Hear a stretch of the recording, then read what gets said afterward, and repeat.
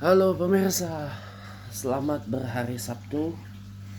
Hari ini Sabtu 15 Maret 2024. Selamat datang di acara mingguan What Went Wrong, di mana kita akan menghakimi sepuas-puasnya tentang satu peristiwa yang menurut publik ini patut untuk dihakimi dan dinilai salah, dan kita boleh dan di tempat ini Anda boleh menghakimi sepuas-puasnya. Ya. Minggu ini dalam What Went Wrong edisi perdana di bulan Ramadan 1445 Hijriah. Rasa-rasanya saya pengen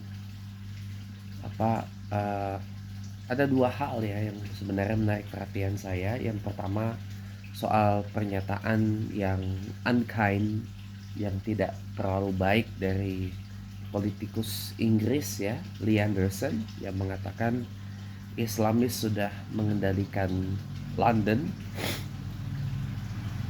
dengan wali kota Sadiq Khan dan mantan Menteri Dalam Negeri Inggris ya, Suella Braverman, yang mengatakan Islamis telah mengambil alih Inggris ya.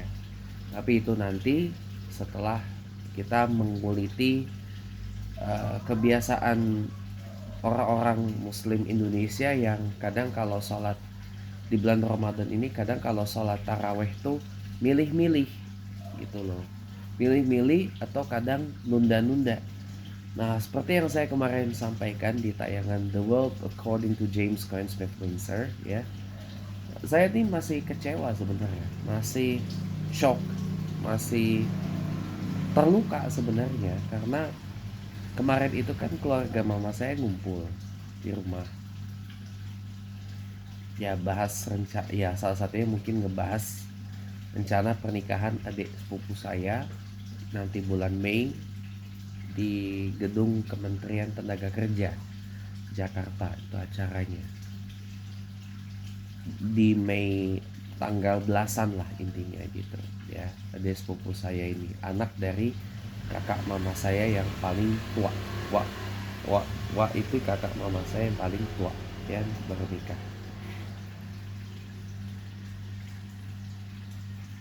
Jadi saudara, semalam itu padahal saya udah siap-siap loh, saya rela nggak ngimam di luar dulu, apa nggak ngimam di luar dulu buat buat apa namanya, demi bisa ngimam sholat tarawih. Takutnya ini karena mama kan udah bilang semalam ya kan, pada tarawih di rumah, tapi ternyata nggak tarawih ya kan. Nah, tante saya iparnya mama saya tuh memprovokasi, katanya ntar dulu ah gitu. Karena ntar dulunya itu akhirnya jadi nggak sholat taraweh berjamaah gitu loh. Ya saya lanjut sholat taraweh witir sendiri jadinya. Ya kecewa sih kecewa memang, sedih ya sedih gitu, terluka ya terluka gitu loh. Karena apa ya, sayang kalau dilewatkan gitu loh. Orang apa susahnya gitu loh, cuman apa, sholat taraweh witir, bacaan surahnya pendek-pendek karena saya tidak terlalu hafal Al-Quran ya kan. 11 rakaat paling cuman berapa lama, cuma setengah jam ya, cuma setengah jam kok, 30 menit ya, cuma 30 menit. Dan habis itu udah acara bebas, mau ngobrol hahaha sampai larut larut pagi pun juga itu no problem gitu loh. Tapi kemarin itu nggak terjadi gitu loh. Padahal saya udah standby, udah siap dari jam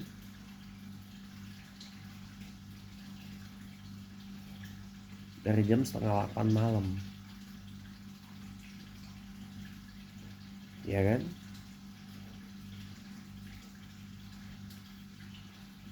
Karena mungkin gini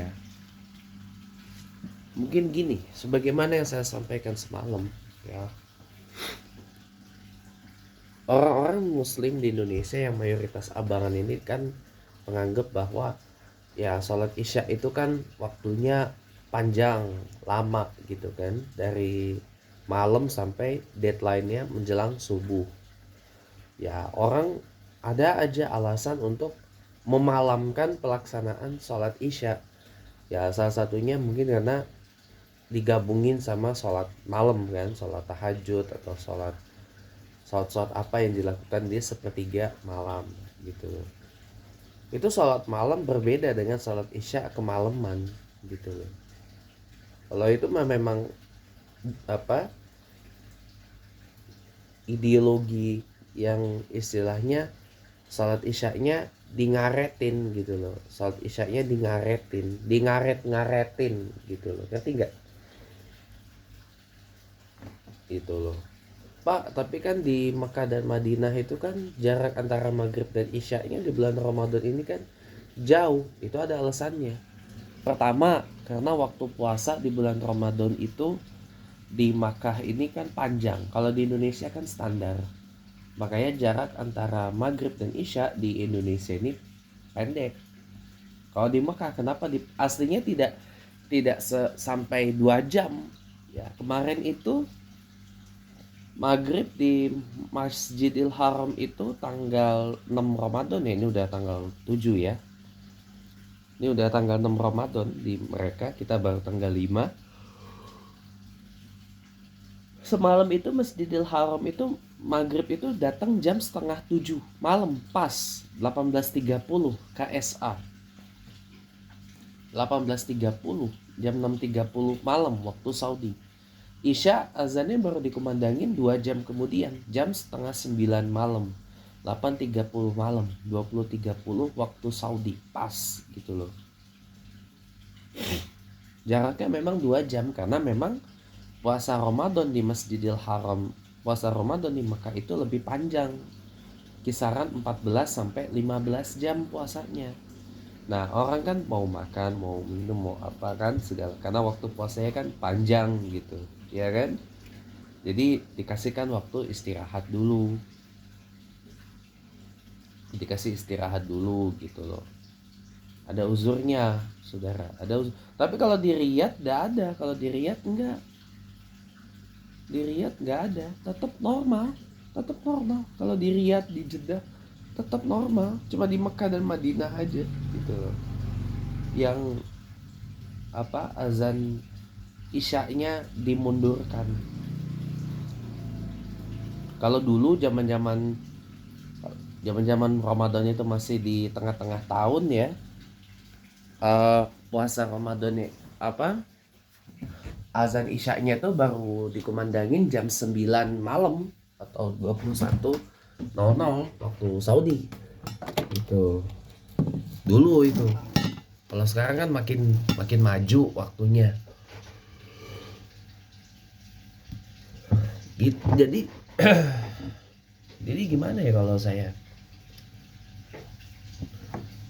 Dan juga apa, sholat tarawihnya memang sejak 2020 itu berkurang dari 23 jadi diskon 13 rakaat gitu.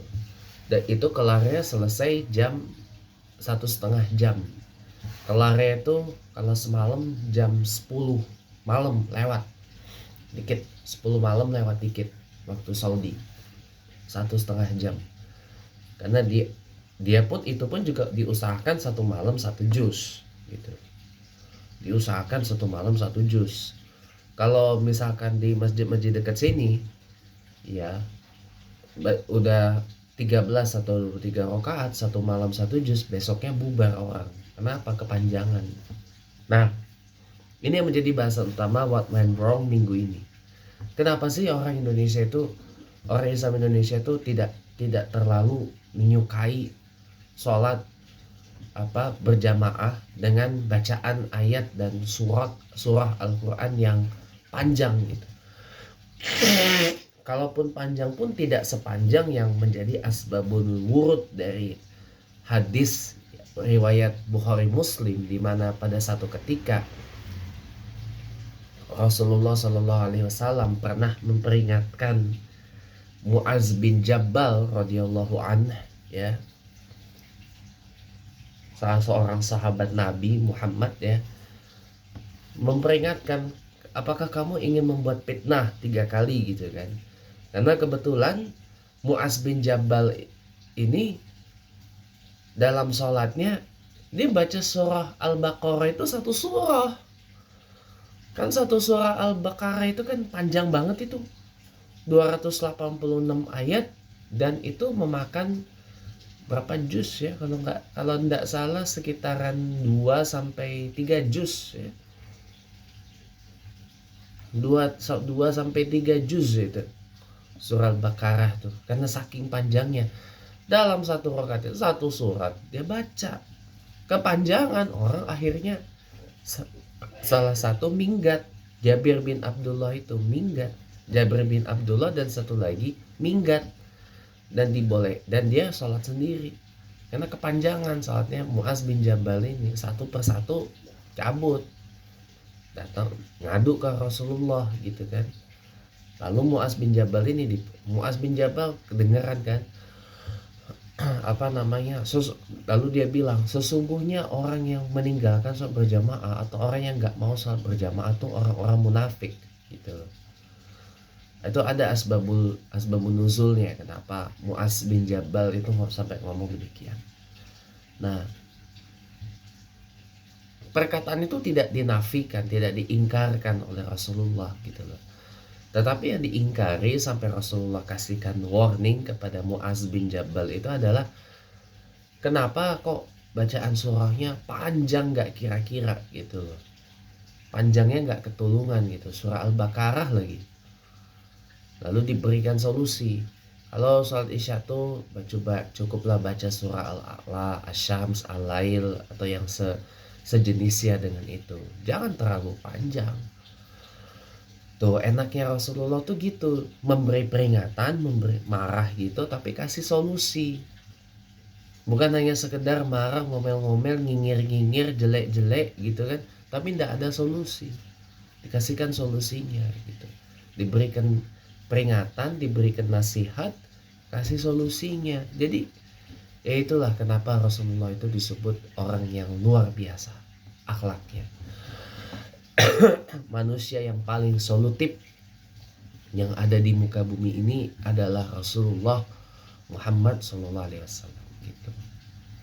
Jadi karena jangan disalah paham, jangan disalah artikan juga hadis itu sebagai kemudian jadi pegangan. Pak, kalau bagian juga kata Rasulullah itu kalau sholat berjamaah itu kalau bacaan surahnya ndak usah panjang-panjang juga Pak gitu loh. Kalau diartikan begitu secara kaku ya, secara kaku ya, berarti Rasulullah pun juga salah. Karena kadang-kadang di beberapa kesempatan Rasulullah pun ketika mengimamkan sholat berjamaah, bacaannya pun panjang. Kadang-kadang beliau memanjangkan bacaannya, walaupun tidak sepanjang Mu'az bin Jabal gitu.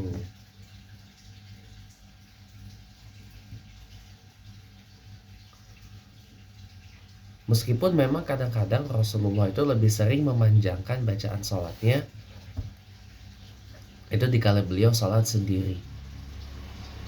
Tapi bukan berarti Rasulullah SAW itu juga pada saat mengimami sholat berjamaah itu dalam beberapa riwayat disebutkan tidak memanjangkan bacaannya, dipanjangkan juga bacaannya. Apalagi setelah Rasulullah wafat. Iya kan? Nah, kemudian kenapa tercetus pada zaman Umar bin Khattab itu salat tarawih 20 rakaat? Karena untuk 20 rakaat tambah witir 3 rakaat. Karena untuk mengimbangi salat tarawihnya Rasulullah SAW 11 rakaat tapi bacaannya panjang sekali. Rasulullah SAW itu kalau sholat tarawih 11 rakaat tapi bacaannya panjang gak ketolongan. Makanya dibikinkan 23 rakaat untuk mengimbangi panjangnya bacaan Rasulullah SAW pada saat tarawih itu 11 rakaat.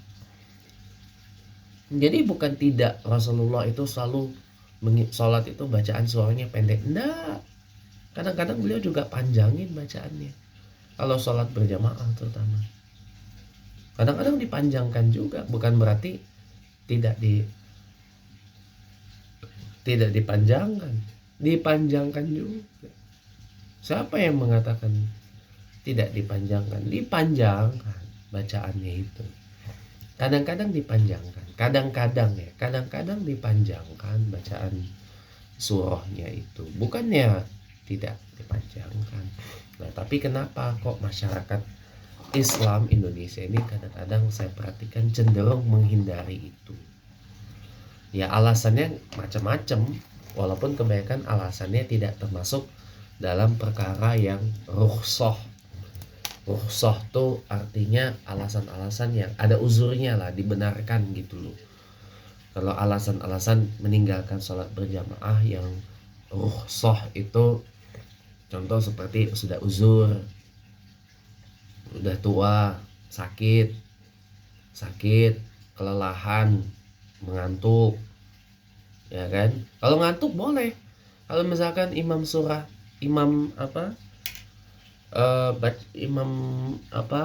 baca surah atau ayat Quran yang terlalu panjang itu, kalau misalkan ngantuk boleh kok langsung cabut sholat berjamaah, lanjut sholat sendiri, tidak masalah, sekalipun sholat berjamaahnya masih berlangsung. Kalau dirasa ngantuk, dirasa capek, cabut gak apa-apa, tapi jangan keseringan ya. Nasihat saya jangan sering-sering, jangan keseringan gitu. Tapi juga jangan juga karena alasan itu lantas dibuat mengada-ngada seakan-akan you cabut sholat berjamaah atau enggak sholat berjamaah itu untuk alasan-alasan yang tidak masuk dalam perkara rukhsah, tapi diada-adain biar masuk dalam perkara rukhsah. Itu juga nggak boleh. Itu nggak boleh dalam perkara rukhsah itu nggak boleh. Diada-adain, misalkan mager, males gitu kan, atau ya gitulah pokoknya, atau kayak semalam lah gitu kejadiannya di keluarga, pas keluarga mama saya ngumpul, itu bukan dalam perkara yang rukhsah gitu. Menunda sholat isya, tarawih, witir karena bukan perkara rukhsah itu nggak boleh teman-teman. Maka bersyukurlah jeda antara sholat maghrib dan isya di Indonesia ini tidak panjang seperti di Mekah dan Madinah. Masih standar karena memang waktu puasa Ramadan di Indonesia ini pendek, ya kan, tidak terlalu panjang, ya, tidak sepanjang di Makkah dan Madinah, ya kan, nggak panjang. Jadi dirasa mungkin tidak perlu ada jeda antara maghrib dan isya yang terlalu panjang, apalagi sampai 2 jam jaraknya. Apalagi sampai 2 jam jaraknya. Itu dianggap tidak diperlukan karena tidak ada uzurnya, tidak ada perkara yang masuk dalam perkara rukhsahnya dalam perkara itu. Nanti silakan baca kitab tentang sholat ya, terutama mungkin di kitab Bulughul Maram tentang perkara itu, silakan kaji itu. Jadi makanya kadang-kadang sholat aja pun ada bahasannya, apalagi sholat dengan ayat-ayat yang dibaca, ya ini juga harus kita perhatikan gitu. Tapi bukan berarti lantas kalau nah inilah juga kesalahan kita juga sih. Kesalahan kita juga adalah masjid itu hanya identik ramenya tuh dengan orang-orang yang sudah sepuh, orang-orang tuek gitu loh. Yang muda-mudanya atau orang-orang yang middle age, yang masih segar bugar, yang masih sehat ceria bahagia itu jarang ada yang ke masjid. Jadi identiknya masjid itu ibaratnya adalah orang-orang yang sudah tua, orang-orang yang emang udah ya nunggu waktunya pulang aja gitu loh. Padahal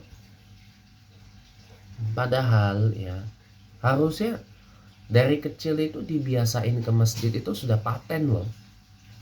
Jadi biar nanti terbiasa gitu loh, terbiasa sholat berjamaah di masjid. Kayak saya ini loh, saya ini dari kecil udah sholat jamaah di masjid. Ya, apalagi waktu dulu saya pernah tinggal di Palembang tahun 2002, kelas 2 SD. Saya tuh tinggal di Palembang. Sekolah juga di sana. Tiap hari saya sholat 5 waktu itu sama kakek saya dari mama itu, tiap 5 waktu di ke masjid terus. Akhirnya apa? Jadi terbiasa sholat di masjid itu. Jadi terbiasa saya sholat di masjid. Harusnya dibiasakan dari kecil sholat di masjid. Akhirnya apa? Nanti jadi terbiasa sholat di masjid. Jadi gak melulu masjid itu identik dengan apa, orang-orang yang sudah tua, udah sepuh jemaahnya. Ini kesalahan kita juga. Cobalah kalau seandainya masjid itu diramaikan dengan kalangan muda-mudi, Gen Z, Gen milenial, atau orang-orang middle age, atau orang-orang usia pertengahan lah, yang nggak terlalu muda dan nggak terlalu tua gitu. Ya, datang ke masjid yang masih segar bugar, yang masih sehat, yang masih bahagia, yang masih bisa ini sholat ya dengan berdiri gitu loh. Kan itu kan jadi memungkinkan toh untuk imam sholat membaca surah dan ayat Al-Quran yang panjang sedikit, yang sedikit lebih panjang, tapi jangan panjang nggak ketulungan, kasihan nanti orang ya, gitu loh. Kan lumayan, apalagi ini bulan Ramadan. Bulan Ramadan ini bulan orang-orang berlomba-lomba menghatamkan Quran ya. Tahu nggak menghatamkan Quran paling enak itu bukan ketika kita di rumah, bukan ketika kita sambil tadarus. Menghatamkan Quran itu paling enak tuh ketika sholat.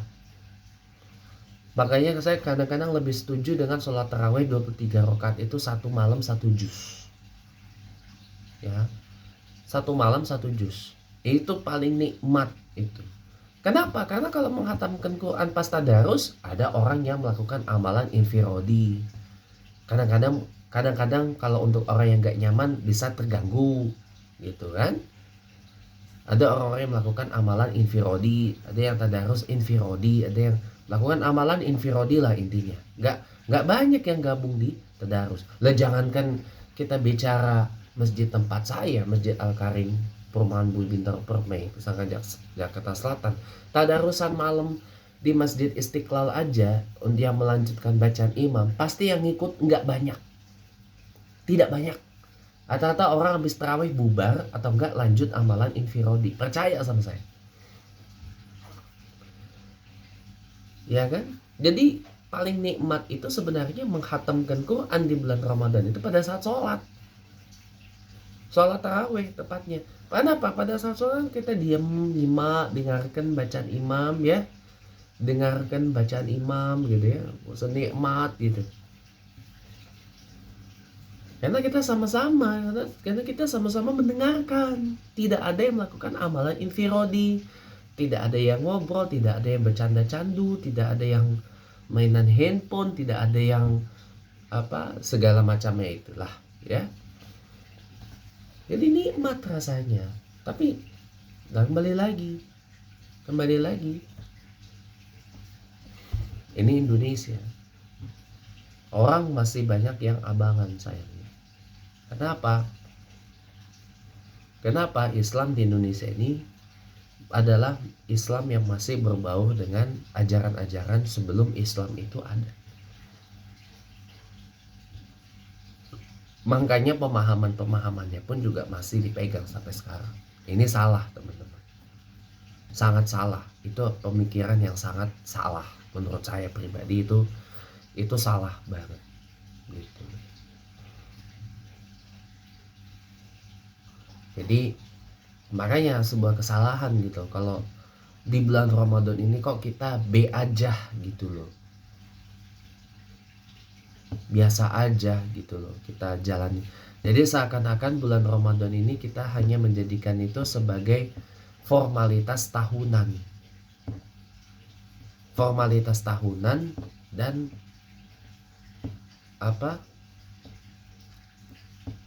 Ya pendeknya cuman sekedar seremoni, sekedar seremonial doang. Selebihnya setelah itu enggak, biasa lagi. Karena apa ya, kita mungkin kurang menjiwai bulan Ramadan ini, kurang menjiwai bulan Ramadan yang datangnya ini cuma setahun sekali. Karena kita merasa elah tahun depan masih ketemu lagi bulan Ramadan kan. Kita kadang masih merasa umur kita ini masih panjang. Ya. Padahal belum tentu juga umur kita ini panjang. Dan belum tentu juga tahun-tahun tahun-tahun depan itu Ramadannya masih sama seperti sekarang. Ya alhamdulillah kalau tahun-tahun Ramadan ini mungkin anda-anda yang keluarganya masih lengkap, alhamdulillah. Atau anda-anda masih sehat, bugar, alhamdulillah. Karena kita belum tentu tahun-tahun depan ini bagaimana. Apakah mungkin bulan Ramadan tahun depan sudah mungkin tidak bersama orang yang kita sayangi lagi, entah karena kitanya yang merantau, entah karena dipanggil pulang oleh Allah Ta'ala, atau kitanya yang sakit-sakitan dan sebagainya kan.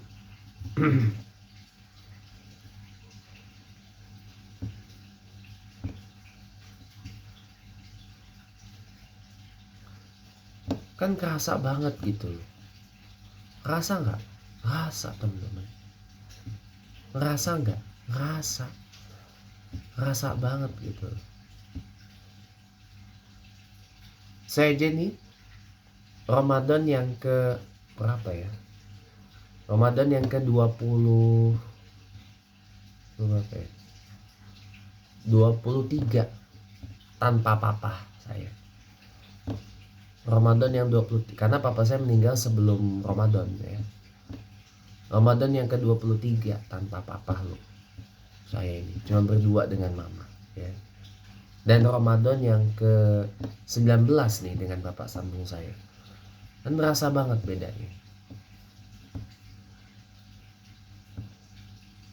Jadi cobalah gitu ya, kita tuh setiap helai ibadah itu kita jiwai gitu, kita nikmati. Terlepas dari aktivitas yang bikin capek, yang lelah, itu pasti teman-teman. Pasti. Saya tidak nafikan. Gak ngapa-ngapain aja capek, apalagi ngapa-ngapain. Gitu loh. Gak ngapa-ngapain aja capek, apalagi ngapa-ngapain. Pasti capek teman-teman. Itu wajar, satu kewajaran. Ya capek, letih, lelah, lesu, lunglai, itu pasti capek. Itu lumrah teman-teman.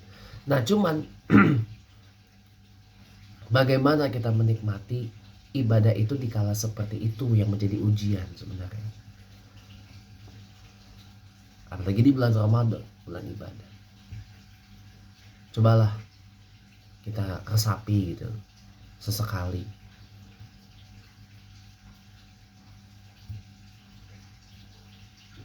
Nah jadi makanya jangan salah memahami hadis Bukhari Muslim yang tadi.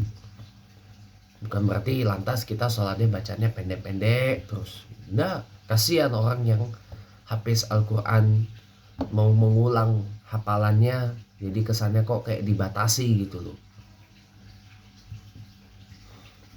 Biarkan para hafiz-hafiz Quran itu mengulang hafalannya dengan membaca surah yang panjang-panjang pada saat sholat itu. Mereka juga pasti tahu keadaan makmum di belakangnya. Panjangnya pun tidak sepanjang Mu'az bin Jabal. Tahu banget saya.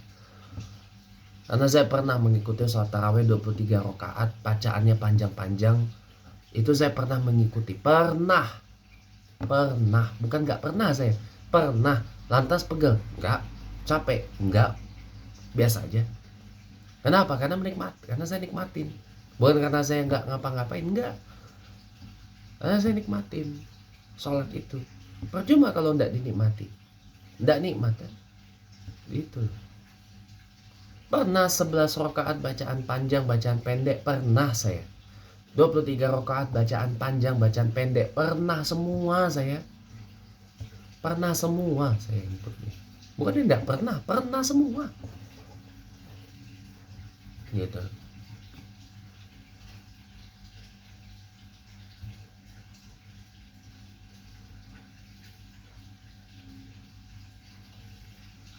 Di Istiqlal tarawih dulu 2 gelombang. 11 rakaatnya rame. Yang 23 ngikut paling cuma 1-2 soft sisaannya. Saya pernah menyaksikan itu. Sekarang 1 gelombang saja 23 rakaat. Alhamdulillah rame.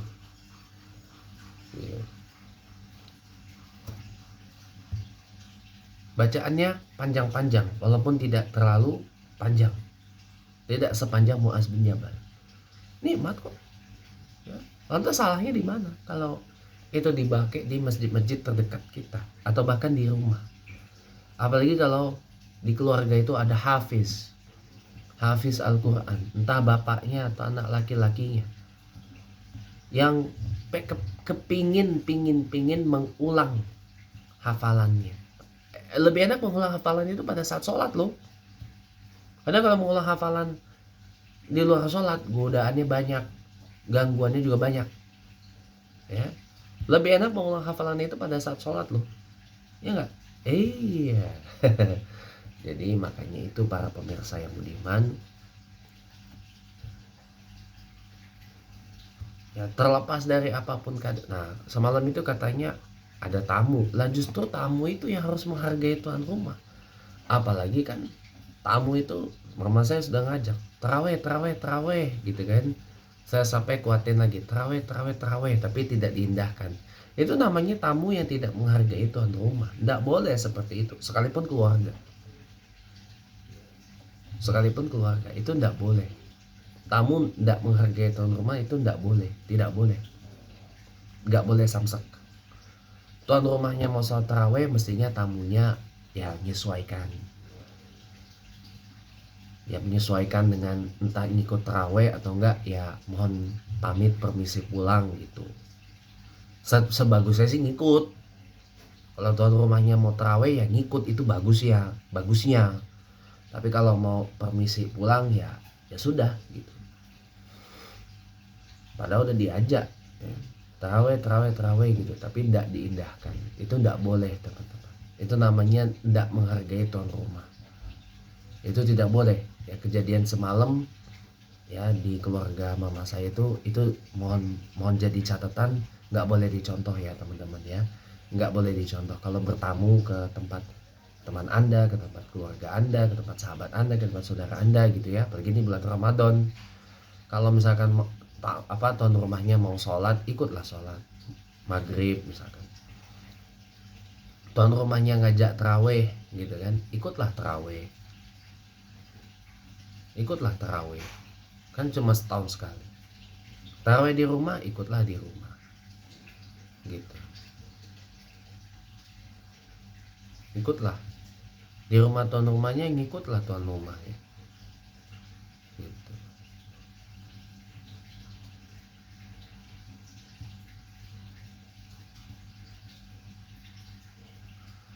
Jadi jangan begitu. Mudah-mudahan yang saya ceritakan ini bisa menjadi iktibar buat teman-teman yang lain, buat Anda para pemirsa. Ya, jangan sesekali menjadi tamu yang tidak menghargai tuan rumah. Tidak boleh. Hukumnya dosa ya. Jadi ya, terkait dengan masalah ungkapan rasis Islamofobik yang dialamatkan Lee Anderson dan Suella Braverman ya, yang ungkapannya sangat unkind dan very Islamophobic. Nah memangnya kenapa kalau orang Islam menjadi wali kota London masalah buat lo? Lah memangnya kenapa kalau orang Islam mengambil alih Inggris masalah buat lo? Salah buat lo. Ya kan? Karena mereka berdua dan mungkin pandangan orang-orang barat secara umum ya. Apalagi setelah tragedi 9/11 ya, 11 September 2001 ya. Orang memandang Islam itu sebagai agama yang keras, agama yang brutal, agama teroris, agama yang identik dengan bunuh-bunuhan. Orang memandang itu, ya salah. Coba banyak orang-orang yang akhirnya memutuskan masuk Islam, padahal dulunya orang itu kalau masalah menghujat, membenci Islam itu nomor 1, nggak ketulungan. ya, nomor satu nggak ketulungan, ya. Akan tetapi setelah masuk Islam ternyata, setelah dia mempelajari Islam ternyata nggak terbukti, malah dia jadi masuk Islam akhirnya. Itulah, hidayah itu akan menemukan jalannya sendiri. Percayalah, percayalah. Hidayah itu akan menemukan jalannya sendiri. Percayalah. Gitu. Jadi, ya makanya jadi nggak benar lah itu. Wali kotanya London orang Islam tapi nggak ada yang berubah tuh. Nggak ada yang berubah, tetap begitu-gitu aja Inggris. Orang-orang Islam banyak yang mulai katanya mengambil alih Inggris katanya. Tapi nyatanya nggak berubah, Inggris tetap begitu-gitu aja. Nggak langsung menjadi Londonistan seperti yang dituduhkan, atau Britanistan gitu. Enggak tuh, begitu-gitu aja, sama-sama aja. Hah? Malah justru bagus. Ya, malah bagus. Karena sesuai dengan apa yang diajarkan Nabi Isa. Apa yang diajarkan oleh Yesus, agamanya Yesus atau agamanya Nabi Isa, itu Islam bodoh. Malah bagus itu. Kalau kan Inggris kan negara yang katanya Kristen, Kristen Anglikan, menganggap Yesus itu Tuhan. Ya justru itu bagus kalau orang-orang Islam mengambil alih Inggris itu. Ya justru sejalan dengan agamanya si Yesus itu atau Nabi Isa itu, ya. Apa? Nabi Isa itu agamanya Islam bodoh. Yesus itu orang Islam, bukan orang Yahudi. Orang Islam dia, bukan orang Kristen. Orang Islam. Gitu. Yang mendirikan Kristen siapa?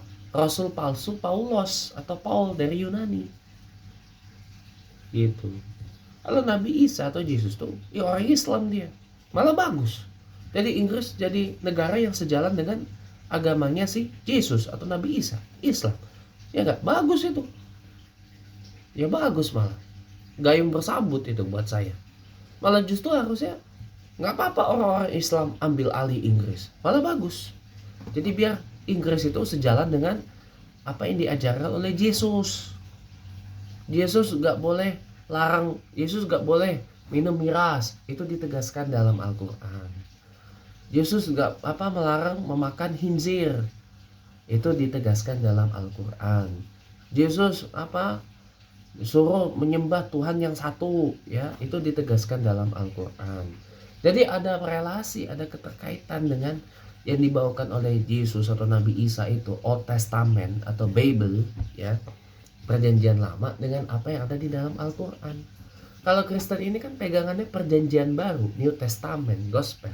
Itu pun isinya cuma surat-surat Paulus gundul. Jadi ya itulah, kalau saya sih hanya bisa mendoakan mudah-mudahan Lee Anderson dan Suella Braverman ini diberikan hidayah lah sama Allah, ya. Diberikan hidayah sama Allah, biarkan walaupun mereka menghujat itu, biarin aja lah. Orang-orang Inggris menghujat Islam itu biarin aja lah, nanti akan ketemu sendiri dengan jalan menuju pada Islam, dan satu persatu akan tidak terbukti kok tuduhan-tuduhan jahat. Gak apa-apa, malah bagus kalau Inggris itu diambil alih oleh orang Islam, karena sejalan dengan apa yang diajarkan oleh Yesus atau Nabi Isa alaihissalam. Sejalan. Yesus itu agamanya Islam, Nabi Isa itu agamanya Islam, bukan Kristen. Al-Quran yang bicara, Allah sendiri yang bicara. Jadi itu unkind banget yang dikatakan Lee Anderson dan Suella Braverman itu. Ya kita sebagai orang Islam gak apa-apa, bagus. Bagus. Biar Inggris itu orang-orangnya mengikut Yesus yang benar, bukan mengikut Yesus tapi disesatkan oleh si Paulus botak. Ya. Udah botak jalannya ngesot. Nah, itu ya. Mungkin ini aja dulu yang bisa saya sampaikan dalam What Went Wrong minggu ini.